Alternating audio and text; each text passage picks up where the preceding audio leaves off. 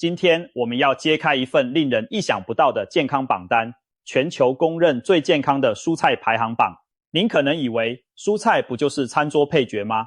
但事实远不止如此。很多蔬菜都身怀绝技，有的强心护肝，有的延缓衰老，甚至有些被医学界称为天然的抗癌武器。这份排行榜由美国疾病控制与预防中心 CDC 根据蔬菜中的维生素、矿物质和抗氧化物含量制定出健康指数分数。结果显示，连大名鼎鼎的菠菜也只排到第5名。那么，究竟是哪种蔬菜荣登榜首，被誉为天然抗癌之王，每天吃一点就能通血管、杀癌细胞，比药还好用呢？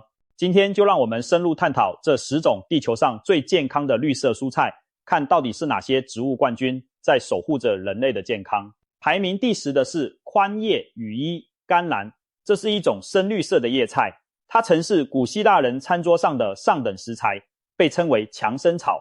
在古希腊时代，人们相信这种菜能增强体质。随着历史浪潮，羽衣甘蓝跟随欧洲殖民者漂洋过海，落地美国，成为美国南方菜系的灵魂食材。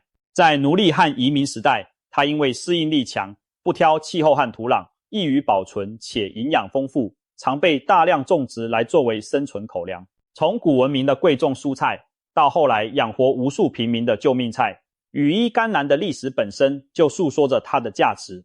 宽叶羽衣甘蓝其实就是一种甘蓝类蔬菜，接近我们熟知的芥蓝菜或羽衣甘蓝的宽叶品种。在现代，它常被统称为羽衣甘蓝的一种。别看它历史古老，如今可是风靡健康圈的羽衣甘蓝沙拉与绿拿铁主角之一。它的营养密度极高，每100克只有约31卡路里，但却能提供惊人的营养素。比如100克羽衣甘蓝含有相当于每日所需 600% 以上的维生素 K， 以及约 21% 的钙质。这意味着吃1小碗羽衣甘蓝就为骨骼和凝血功能提供了充足养分。除了 K 和钙，它还富含维生素 C、贝塔胡萝卜素、维生素 A 的前体、钾、镁以及各种抗氧化物质。这些丰富的营养使它对强化骨骼、保护视力、降低血压和维持心血管健康都有帮助。难怪在营养学界，羽衣甘蓝总是被贴上超级食物的标签。特别值得一提的是，羽衣甘蓝属于十字花科蔬菜和花椰菜。甘蓝菜是一家族。科学研究发现，十字花科蔬菜所含的植物化合物对预防某些癌症有显著效果，像乳腺癌、大肠癌、前列腺癌这些常见癌症，其发病风险都被发现与十字花科蔬菜摄取量成反比关系，吃得越多，风险越低。而羽衣甘蓝正是这类抗癌蔬菜中的佼佼者。它含有丰富的硫代、葡萄糖苷等成分，经过消化会转化为具有抗癌活性的物质，可以帮助清除体内有害的自由基，抑制癌细胞的生成。换句话说，经常吃羽衣甘蓝有助于我们对抗癌症，难怪有人把它称作绿叶中的抗癌斗士。当然，再好的食物也需要注意食用方法。羽衣甘蓝的一点小提醒是，由于它的维生素 K 含量非常高，如果您正在服用抗凝血药物，例如华法林，就要控制羽衣甘蓝的摄取量，以免维生素 K 干扰药效。毕竟维生素 K 会影响血液凝固功能，吃太多可能抵消抗凝药的作用。但对一般人而言，羽衣甘蓝的高维 K 恰恰是强健骨骼、防止骨质疏松的利器。总的来说，宽叶羽衣甘蓝无愧于强身草的称号。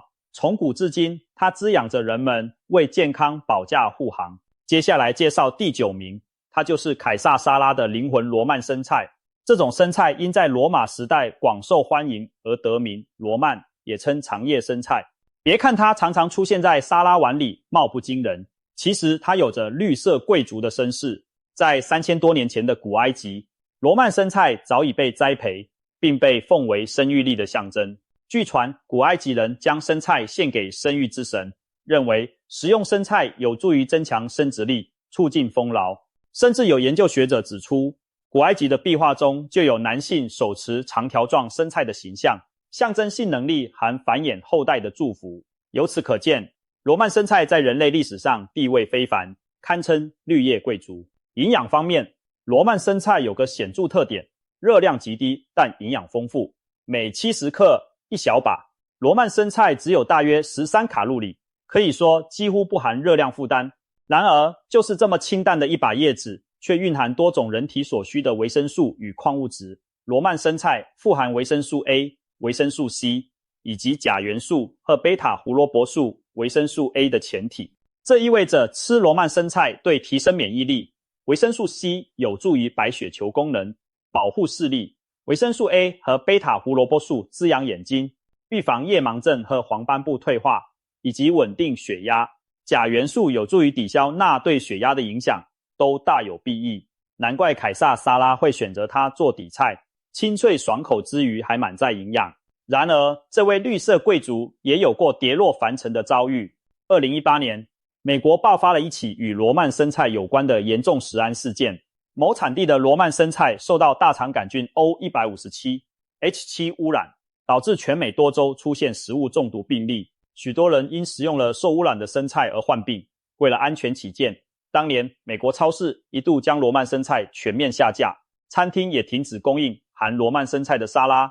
这起事件震惊全球，让人们开始重新审视生吃绿叶蔬菜的安全问题。所幸在事后，农场改进了种植和清洗流程，监管部门也加强了检验，把关食品安全。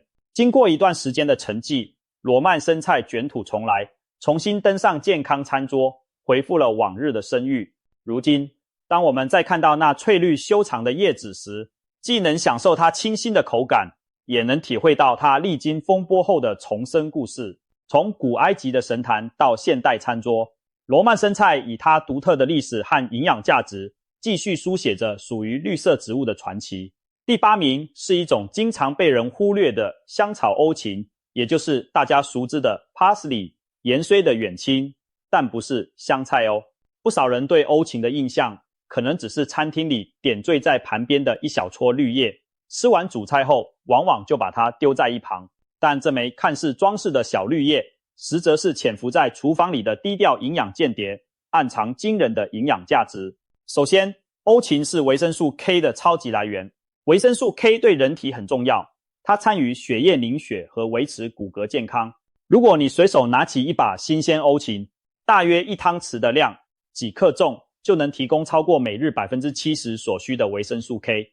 这意味着，哪怕只吃一点点欧芹，就足以满足你一天大半的维 K 需求，对强健骨质和预防出血有益。此外，欧芹还含有相当丰富的维生素 A 和维生素 C。维生素 A 有助于保护视力和维持皮肤黏膜健康，维生素 C 则是强力抗氧化剂，能增强免疫，促进胶原蛋白生成。几片小小的欧芹叶仿佛浓缩了多种维生素精华。欧芹不仅维生素满满，还蕴藏植物化学物质的力量，其中一个关键成分是芹菜素，这是一种黄酮类抗氧化物。芹菜素被科学研究证明具有抗炎和抗癌作用，它能帮助抑制癌细胞的生长，促使癌细胞凋亡。在实验室研究中，芹菜素对某些乳癌、肺癌细胞都展现了抑制效果。因此，多吃富含芹菜素的食物，如欧芹，对于降低癌症风险有一定的积极意义。可以说，欧芹虽然外表不起眼，却在我们体内执行着秘密任务，对抗着自由基和炎症，默默守护健康。看看欧芹的历史，你会发现古人早已对它另眼相看。古罗马人非常喜爱欧芹，他们不仅将其作为调味香草，还迷信它有神奇功效。罗马人相信，在宴饮前吃点欧芹可以千杯不醉，也就是传说中欧芹能解酒，避免醉酒失态。所以每逢盛宴，有的人会带着欧芹编成的花环，象征可以千杯不倒。到了中世纪欧洲，欧芹又被赋予了驱邪避害的传说。那时的人们相信欧芹能驱赶恶灵，保佑平安，甚至有人会随身携带一小束欧芹当作护身符。这些传闻虽然缺乏科学依据，但反映出人们对欧芹的重视。来到现代厨房，欧芹依然扮演重要角色，它是中东经典沙拉 tabbouleh 的灵魂食材之一。那道沙拉里，欧芹不再是配角，而是主角。切得细细的欧芹叶占满整个沙拉碗与小麦穗，番茄和橄榄油拌在一起，清新爽口，营养丰富。在法国菜中，欧芹则是香蒜酱的要角，把新鲜欧芹与大蒜剁碎混合，用于调味牛排、蜗牛等菜肴，提升香气和风味。此外，民间还流传一个妙用，欧芹有助于中和大蒜的气味。如果你刚吃过满是大蒜的美食，不妨嚼几片新鲜的欧芹叶，据说能有效清新口气，掩盖蒜味。不过，再次提醒一句，孕妇应该适量食用欧芹，避免大量摄取，因为欧芹中的某些成分可能刺激子宫收缩。民间甚至有利用大量欧芹来催经或流产的偏方，十分不可取。虽然正常烹调用量不至于有明显影响，但怀孕的妈妈们还是以少量提味为佳。一点点欧芹能增色增香又增营养，但过犹不及嘛。总的说来，第8名的欧芹真是名副其实的低调营养间谍，看似装饰品，实则营养弹药库在你不经意间为健康出力。说到第7名，也许会让人意外，竟然是常被嫌弃没什么营养的美生菜。美生菜其实就是结球莴苣的一种，也就是沙拉和汉堡中常见的脆莴苣。常见品种例如冰山生菜，许多人认为它水分多，营养少，和深色的菠菜、羽衣甘蓝比起来，似乎平淡无奇。然而，美生菜能上榜第7名，说明我们真的低估了这位绿叶选手。事实上，美生菜背后有着奇妙的历史传承和不凡的营养价值，绝对称得上蔬菜界的绿色奇迹。让我们先把时间倒回公元前2680年左右，在古埃及，美生菜就已经被种植和食用了。古埃及人甚至把它视为神圣之物，美生菜被奉献给生育之神作为祭品。这和刚才提到罗曼生菜有点类似，都是与繁衍生息相关的象征。古埃及人还会用生菜种子压榨出油，用于食用或者药用，可见他们早就发现生菜不仅叶子能吃，种子也是宝。关于古埃及生菜的有趣传说是，由于生菜长得笔直高耸，又会分泌乳白色汁液，古人将其与男性阳刚和生育力联想在一起，因此生菜被赋予了生育神力的意涵。无论传说如何，至少证明美生菜在几千年前就享有盛誉，绝非寻常之辈。现在来看看美生菜的营养成分，别以为它只有水，其实一颗脆生菜里也藏着人体需要的养分。每100克美生菜，大概2杯生菜叶，含有约126微克的维生素 K， 以及高达7400国际单位的维生素 A。 这两个数字听起来可能没概念，我们换算一下，126微克维生素 K 大约等于成人每日建议摄取量的 100% 以上，而7400 IU 的维生素 A 大约相当于每日所需量的1倍多。也就是说，吃一份生菜沙拉就可能满足你一天所需的维生素 A 和 K。 维生素 A 有益于眼睛和免疫，维生素 K 则强化骨骼，促进血液正常凝固。除此之外，美生菜还提供一些纤维和钾元素。在热量方面，美生菜依然很佛系，极低的卡路里，吃再多也不怕发胖。难能可贵的是，它清脆的口感和高含水量，还可以帮助补水，增加饱腹感，对控制体重有帮助。所以，美生菜虽不像深色叶菜那样营养密集，但也绝非空有其表，它更像是清新的解渴绿饮，提供关键维生素的同时，让你享受爽脆多汁的口感。美生菜的故事还没完，我们再把镜头拉到现代，走出地球看看。2015年，美国太空总署 NASA 在国际太空站进行了一项历史性实验，他们成功栽培出人类在太空中的第一批蔬菜，而选中的主角正是红色的莴苣美生菜的一种。宇航员们小心翼翼地在无重力环境下种植生长，终于收获了新鲜的生菜叶。随后，宇航员现场品尝了自己在太空种出的生菜，成为太空饮食史上的里程碑。这一刻象征着人类在太空自给自足迈出重要一步。未来长期太空任务中，宇航员可以种菜补充营养和调剂口味了。试想，远离地球的国际太空站上演着从种子发芽到绿叶盛开的剧本，多么浪漫。而选择美生菜，或许正是因为它生命力强，生长迅速，且较容易栽培，可以在有限条件下提供宝贵的维生素。从古埃及的神坛到浩瀚宇宙的太空舱，美生菜完成了一次跨越数千年的奇妙旅程，它见证了文明的兴起，也陪伴着人类走向星辰大海。下次再看到汉堡里夹着的脆生菜叶，可别再小瞧它，这片叶子背后可是有着神奇、传奇和实实在在的营养价值呢。第6名是一种带有淡淡苦味的蔬菜菊苣，听名字可能有点陌生，但如果说起法国菜里脆嫩的比利时端菊、菊苣芽、沙拉，意大利菜里紫红色的莴苣，菊苣类的卷心生菜，你可能就吃过它的亲戚了。菊苣的类型很多，有叶用的，如苦菊、生菜般的菊苣叶，也有根用的。而在健康榜单上出彩的，正是根菊苣以及其嫩叶。菊苣的独特之处在于，它虽然带有苦味，却蕴藏着甜蜜的健康密码，被誉为苦中带甜的肠道守护者。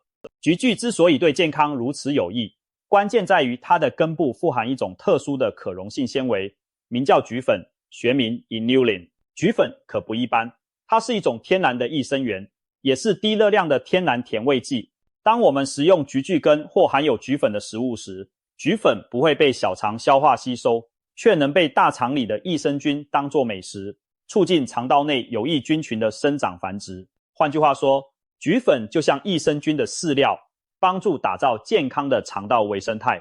肠道菌群平衡了，我们的消化、免疫甚至心情都会更好。此外，菊粉还有降低血糖的妙用，由于它是可溶性纤维，能延缓食物中糖类的吸收，避免餐后血糖飙升。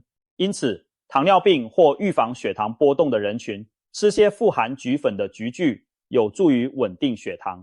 在甜味方面，菊粉能提供温和的甜味，但热量却比蔗糖低很多，因此也被用作代糖。现在市面上一些标榜高纤养生的咖啡伴侣或代糖，就含有提取自菊苣的菊粉呢。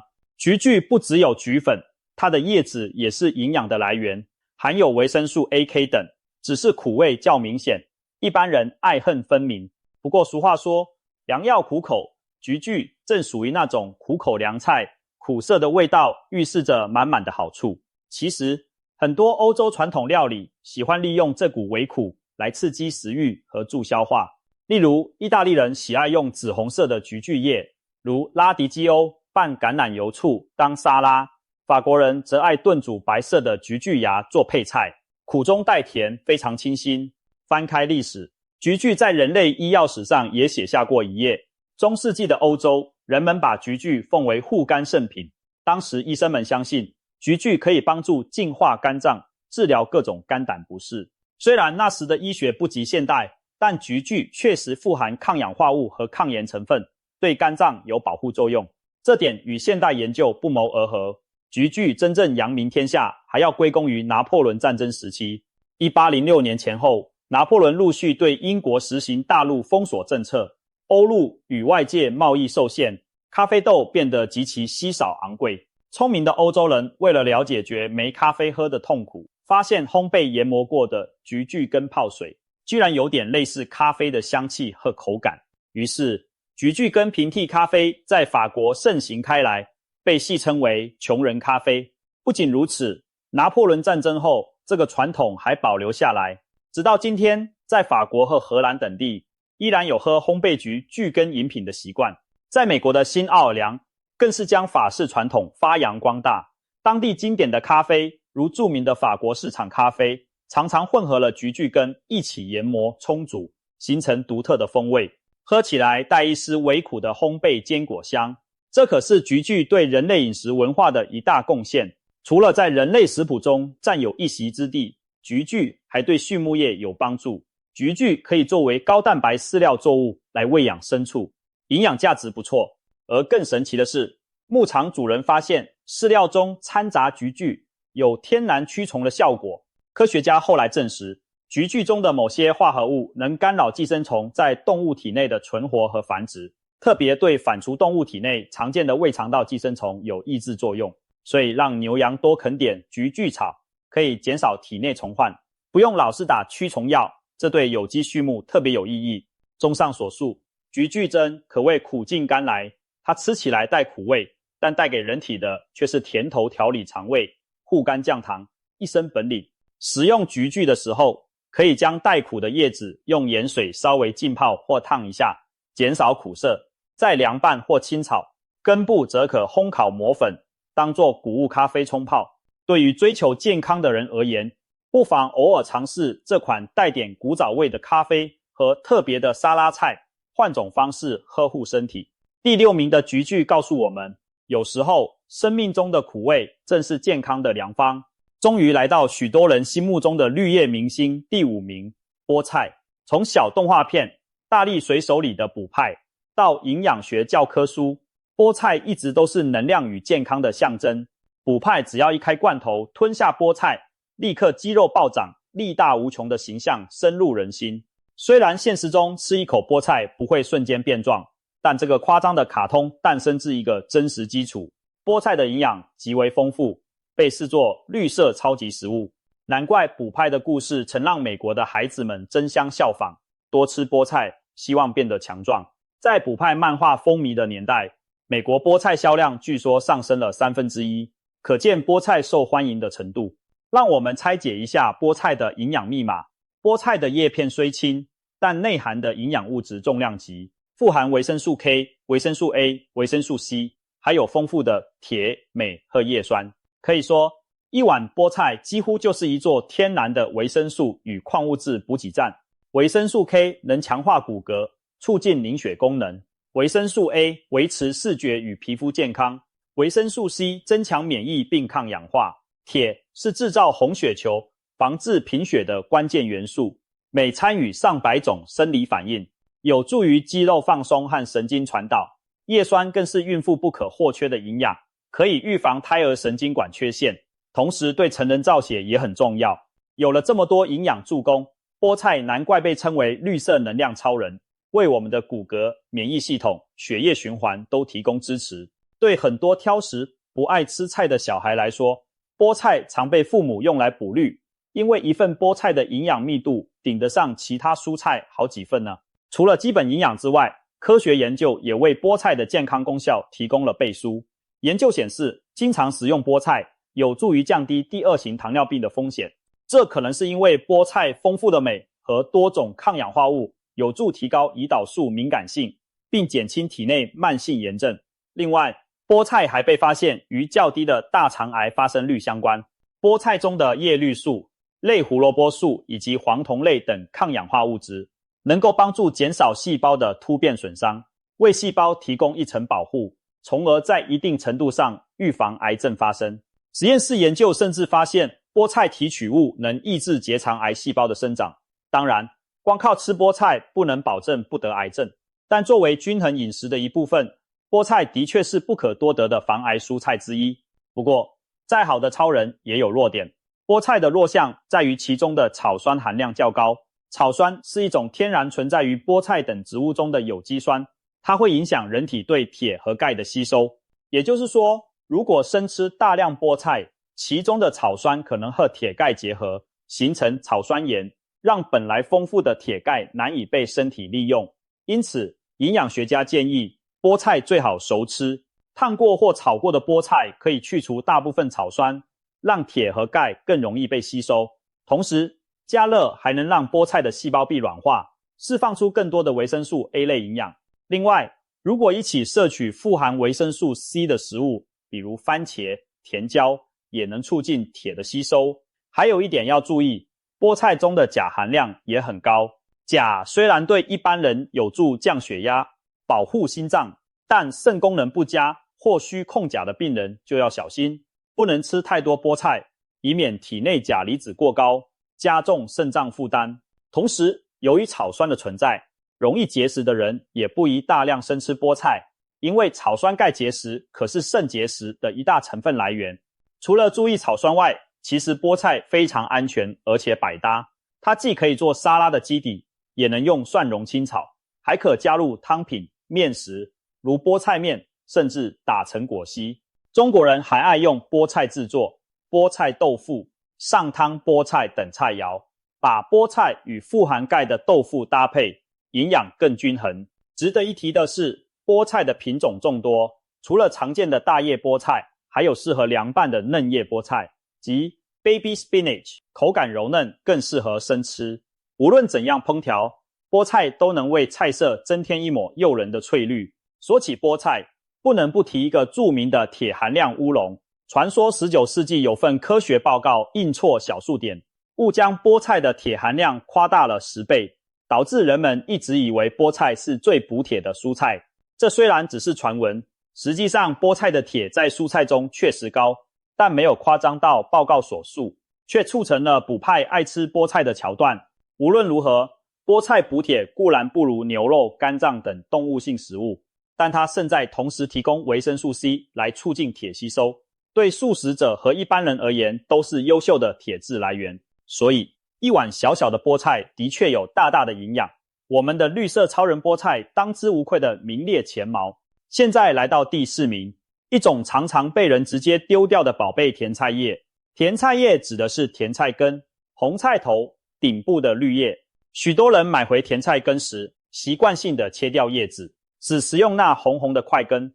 然而您可能不知道，这些被遗弃的绿叶其实是营养远胜根部的绿色宝藏。能够打败菠菜荣登第4名，甜菜叶绝非等闲之辈。先看看甜菜叶的营养成分。甜菜根本身就富含叶酸和抗氧化色素等，但它的叶子营养更全面。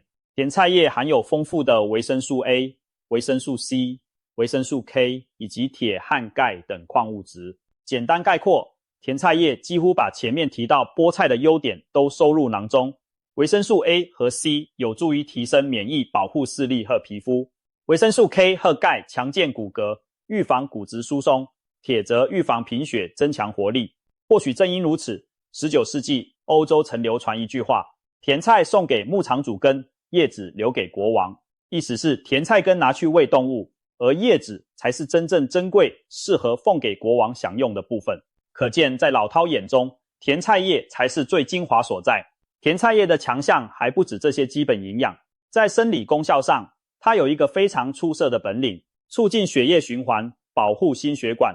这要归功于甜菜叶中含有丰富的天然硝酸盐。听到硝酸盐别紧张，食物中的天然硝酸盐在体内会转化为一氧化氮 NO， 这是一种血管扩张剂。当血管扩张时，血液流通更顺畅，血压也就相应下降。所以食用甜菜叶或甜菜不仅能补充维生素，还能扩张血管，降低血压。这对于预防高血压、改善循环非常有益。难怪运动员有时会喝甜菜根汁来提高耐力，就是利用其中的硝酸盐让肌肉获得更好氧气供应的原理。而吃甜菜叶其实也有类似效果，虽然可能不如浓缩的甜菜汁明显，但作为日常膳食，它温和地呵护着心脏和血管。甜菜叶还富含2种对眼睛极好的物质，叶黄素和贝塔胡萝卜素。叶黄素是一种存在于眼睛视网膜黄斑部位的抗氧化剂，摄取足够的叶黄素可以预防视网膜老化，降低罹患黄斑部病变的风险。而贝塔胡萝卜素在体内会转化为维生素 A， 也对维持视力和夜视能力不可或缺。现代人长时间盯着电子屏幕，眼睛很疲劳，多吃像甜菜叶这样富含叶黄素的绿叶菜，有助于保护视力。可以说，甜菜叶对上半身有护眼明目的作用，对下半身、心脏血管有活血降压的效果，全身上下都在关照真是被埋没的健康保障。甜菜叶在饮食中用途广泛，其实和菠菜、瑞士甜菜等绿叶菜类似。你可以把新鲜嫩甜菜叶用橄榄油拌沙拉，或像炒菠菜一样清炒蒜蓉甜菜叶。也能加一把甜菜叶在果昔或蔬菜汁里增色增营养，它那带点甜味含微微的土味，其实口感不错，但是很多人压根没意识到它能吃。一些市场卖甜菜时干脆把叶子先砍了，因为消费者只想要红彤彤的根，实在可惜。或许在了解甜菜叶价值后，大家可以向卖家要回那些叶子，不要浪费了上天赐予的绿叶黄金。可惜的是，现实中甜菜叶常被当作废弃物丢掉，成了营养界被忽视的珍宝。但愿经过这次排行的介绍，它能重新获得应有的重视，登上更多人的餐桌。值得一提的是，甜菜叶与下一位出场的选手有亲密关系。我们即将介绍的第3名瑞士甜菜，事实上就是甜菜的近亲姐妹，专门为了食用叶子和叶柄而培育的品种。所以你会看到甜菜叶和瑞士甜菜在营养上有许多相似之处，而瑞士甜菜还有自己的独特亮点。让我们继续看下去。现在揭晓第3名，宛如一道彩虹的蔬菜——瑞士甜菜。也许有人对这名字不太熟悉，但如果您看过那种茎干鲜红、金黄、橘橙等绚丽色彩的叶菜，就8九不离10了。瑞士甜菜其实是甜菜的一个变种，英文名叫 Swiss chard， 一般直接称为 chard 或 leaf beet， 在台湾有时叫做彩虹甜菜或瑞士君达菜。之所以称为瑞士，据说是因为最早由瑞士植物学家为它命名，以资推广。瑞士甜菜没有肥大的块根，而是以宽大的叶片和多汁的叶柄为食用部分。它的叶柄颜色多变，有红的、黄的、粉的、白的，好似彩虹，因此赢得彩虹蔬菜的美誉。五颜六色的外表让它看起来赏心悦目，但更迷人的是它内在的营养与健康功效，堪称植物界的奇迹。瑞士甜菜和甜菜叶一样，拥有众多基本维生素和矿物质。维生素 A、C、K、铁、镁、钾等一样也不缺，因此吃瑞士甜菜对免疫、视力、骨骼、造血等方面都有益处。我们重点来说说它特有的营养亮点。瑞士甜菜之所以呈现缤纷色彩，是因为它富含各种植物色素，其中包括甜菜黄素和甜菜红素，也称甜菜青素。这2类物质分别赋予红紫色泽，它们都是强效的抗氧化物，在人体内能减少自由基对细胞的伤害。具体来说，瑞士甜菜有抗炎和护心的作用。抗炎是因为其中的抗氧化剂能抑制体内过度的炎症反应，护心则得益于它帮助改善胆固醇代谢，保护血管内皮，加上富含的钾镁元素能降血压、稳定心率，多重角度守护心血管健康。此外，瑞士甜菜中的多酚类化合物还被发现有稳定血糖的效果。对于血糖偏高或糖尿病患者来说，餐盘中多点这种高纤维且含有特殊植化素的蔬菜，有助于平缓血糖波动。研究数据也支持瑞士甜菜的益处。某项长期营养调查发现，经常食用瑞士甜菜的人，罹患心血管疾病的风险显著降低，幅度约可降低 16% 之多。可别小看这 10% 几，对整体人群的公共健康意义重大。另外，动物实验中，科学家给糖尿病小鼠喂食瑞士甜菜的萃取物，发现它能帮助修复胰脏中受损的贝塔细胞，负责分泌胰岛素的细胞。这意味着瑞士甜菜可能有助于促进胰岛贝塔细胞再生，提升胰岛素分泌功能，对糖尿病有正面效果。虽然这还需要进一步在人类试验中证实，但至少给我们一个很好的启示。大自然的蔬菜蕴藏着许多潜在疗愈力量，有些甚至是现代医学尚未完全掌握的。当然，瑞士甜菜也有与菠菜、甜菜叶类似的小缺点，草酸含量偏高。因此，如果有肾结石、草酸钙结石困扰的人，或医生建议控制草酸摄入的人，瑞士甜菜就要适量，别吃过量生的。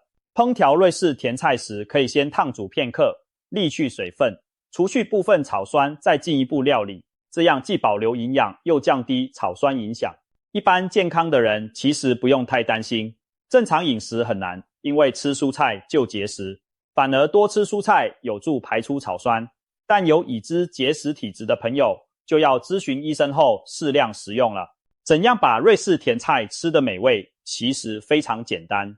它的叶片可以像菠菜一样炒或炖，缤纷的叶柄带点甜味和纤维，口感爽脆，可以切断清炒或加蒜蓉清烫，再淋点橄榄油酱汁，非常可口。在地中海沿岸国家，瑞士甜菜是日常料理的一部分，常用橄榄油炖煮或放入汤里增色增味。在亚洲料理中，它也可以拿来快炒或和其他青菜混合。因为颜色丰富，只要它一上桌，就像摆了一盘花，很能增进食欲。把这样一道颜色缤纷又健康加分的蔬菜放进餐盘，真可说是赏心又悦目，强身又健体。综合而言，瑞士甜菜能够夺下第3名，凭的不仅仅是颜值，还有实打实的健康奇迹。它提醒我们，自然界那些绚丽色彩往往蕴含丰富的营养，吃得五颜六色，才能吸收到多种多样的植物化合物，为健康助力。第二名揭晓，它可能出乎许多人意料，因为看起来实在太普通了，正是我们日常经常吃的大白菜。大白菜几乎是亚洲餐桌上最亲切的存在，价格亲民，做法多样，无论煮汤、炒菜、腌酸菜都少不了它。你或许会想，大白菜不是水分很多，营养平平吗？其实恰恰相反，大白菜是低热量却高营养密度的超级蔬菜。它外表虽朴实无华，但内在兼具多种营养与保健成分，可谓平凡中的冠军。先看大白菜的营养素配置，它富含维生素和矿物质。一碗白菜下肚，你能获得维生素 A、维生素 C、维生素 K、叶酸维生素 B9 以及钾、镁、铁等多种营养。维生素 A 有益视力和免疫，维生素 C 抗氧化，促进胶原蛋白合成，维生素 K 强健骨骼，帮助凝血，叶酸对孕妇、胎儿发育和成人造血都重要。钾和镁维持心脏和肌肉功能，铁则预防贫血。可以说，大白菜把常见微矿元素一网打尽，而它的热量非常低，每100克不到20卡路里，几乎可以随意吃，而不用担心发胖。怪不得在物资匮乏的年代，大白菜是救荒蔬菜，因为它既能充饥，又提供人体必需的营养素。然而，让大白菜名列亚军的秘密武器，不仅在于上述基本营养，还有一项关键成分硫代葡萄糖苷 glucosinolate。 这是一类存在于十字花科蔬菜如白菜、芥菜、芥蓝等里的植物化学物质。大白菜里的硫代葡萄糖苷并没有生物活性，但当我们切菜咀嚼的时候，白菜细胞被破坏，细胞内的酶就会把硫代葡萄糖苷转化成异硫氰酸酯等活性物质，其中最有名的就是萝卜硫素 sulforaphane。 这些转化产物可了不得，科学研究显示，它们具有抗癌、抗炎和抗氧化等多重功效。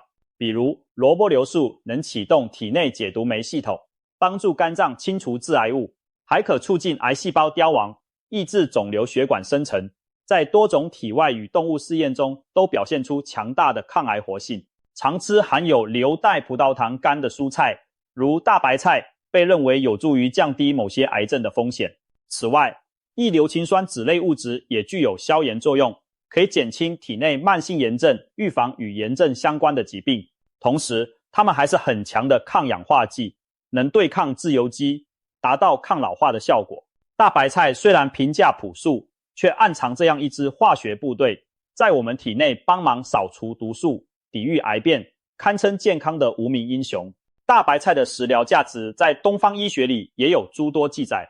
中医认为白菜甘凉利湿，有助于健脾利肠，清热解渴，难怪北方人冬天爱喝白菜汤，既暖胃又滋阴。此外，大白菜富含膳食纤维，能促进肠道蠕动，帮助消化，预防便秘。对肠胃比较敏感，容易胃酸过多或肠胃炎的人来说，熟白菜是很温和的食材，不会刺激肠胃，反而能帮助调节肠道菌群。所以，有些老人或病后康复者常喝点白菜粥、白菜汤养胃。说到大白菜，就不能不提在东亚文化中的特殊地位。中国有句俗语，百菜不如白菜，意思是百种菜里头，营养和食用价值大白菜第一。历史上，白菜确实多次担当救命菜的角色，在物资匮乏的冬季，一窖白菜就可以保障一家人度日。在东北和华北地区，传统上入冬前，家家户户都会储存大白菜，堆成小山，整冬慢慢吃。因此，大白菜也被戏称为冬日之王。韩国的泡菜文化更是离不开大白菜，每年初冬，家家户户腌制大量白菜、泡菜、辣白菜来备用，不仅提供维生素来源，发酵过程还生成有益菌，对肠胃健康非常有益。可以说，大白菜在东亚被尊为菜王，不仅因为量多价廉，更因为其营养全面、百搭好吃。甚至连中国的工艺美术中也有著名的翠玉白菜一块，翡翠雕成的大白菜形状被视为珍宝，象征清廉和丰收。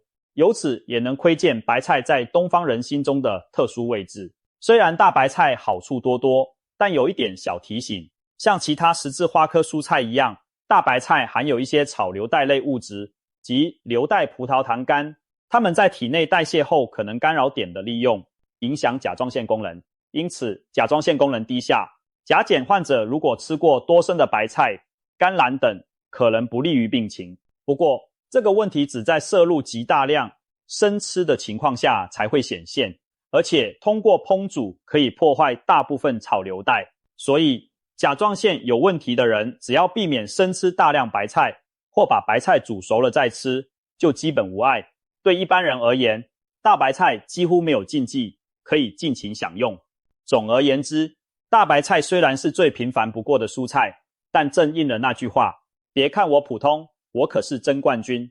它价格低廉，营养高，功效多，又温和可口，是老少皆宜的健康佳品。在高档进口蔬菜大行其道的今天，大白菜依然用实力告诉我们，真正的超级食物往往就在我们身边。现在到了万众瞩目的第一名，让我们揭晓西洋菜，又称豆瓣菜、水田芥。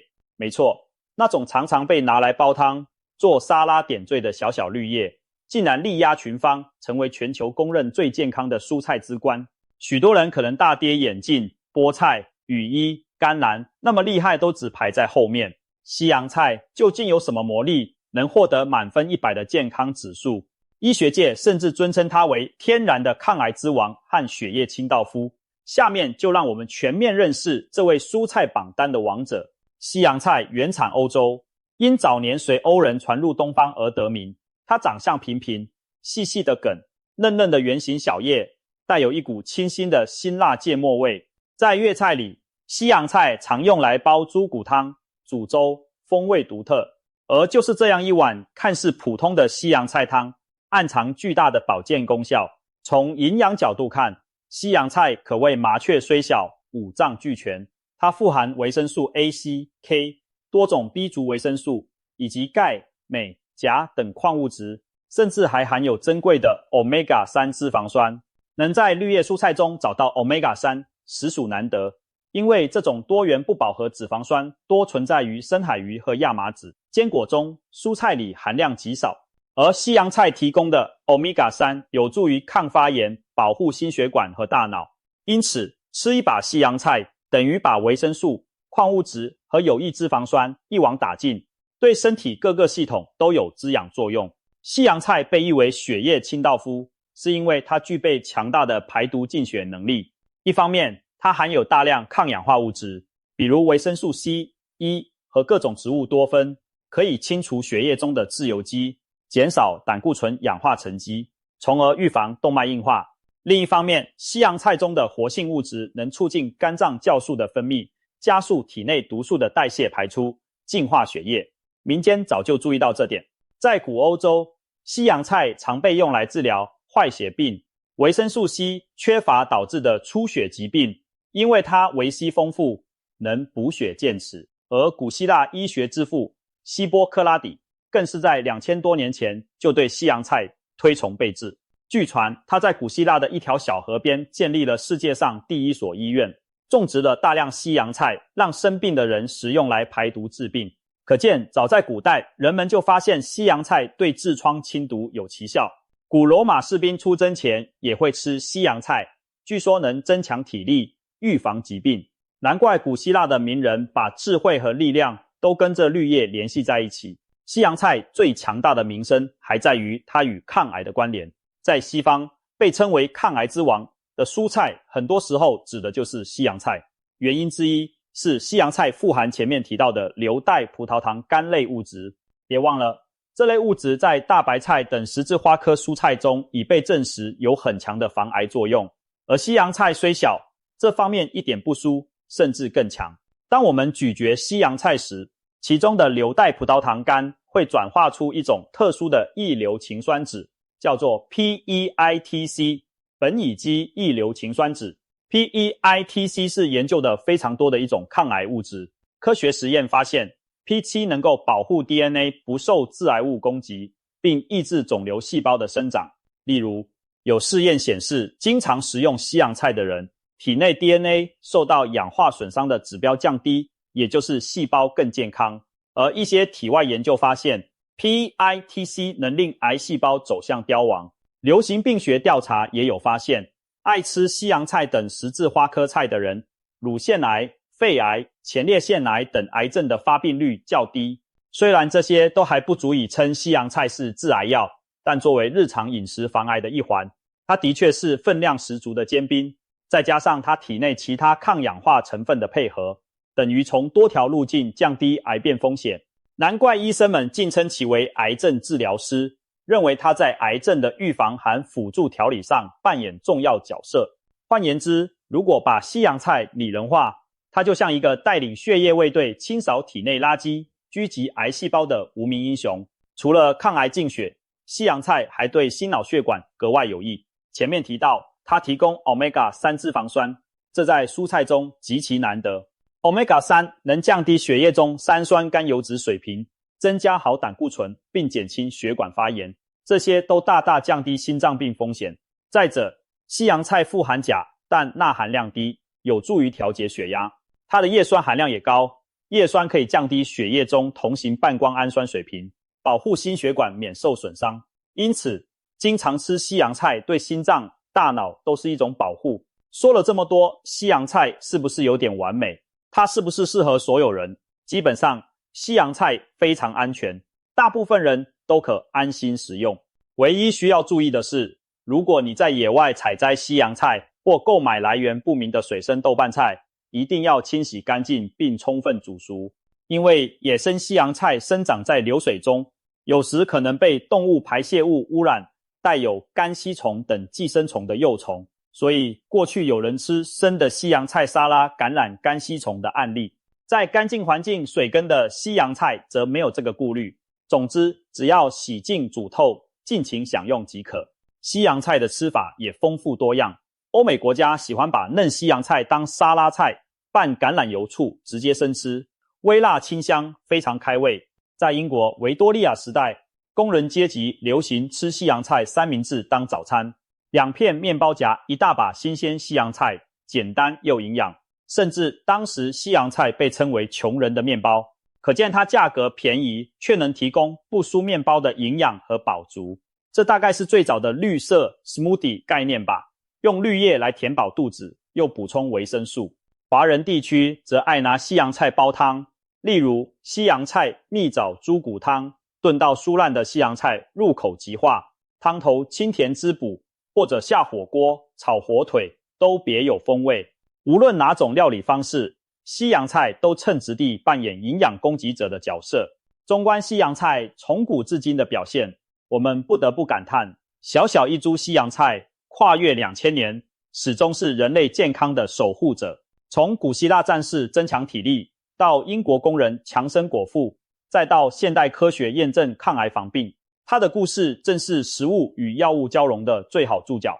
看完这份排行榜，我们发现从带点苦涩的菊苣到再平凡不过的大白菜，每一片绿叶都蕴藏着自然与人类智慧交织的结晶。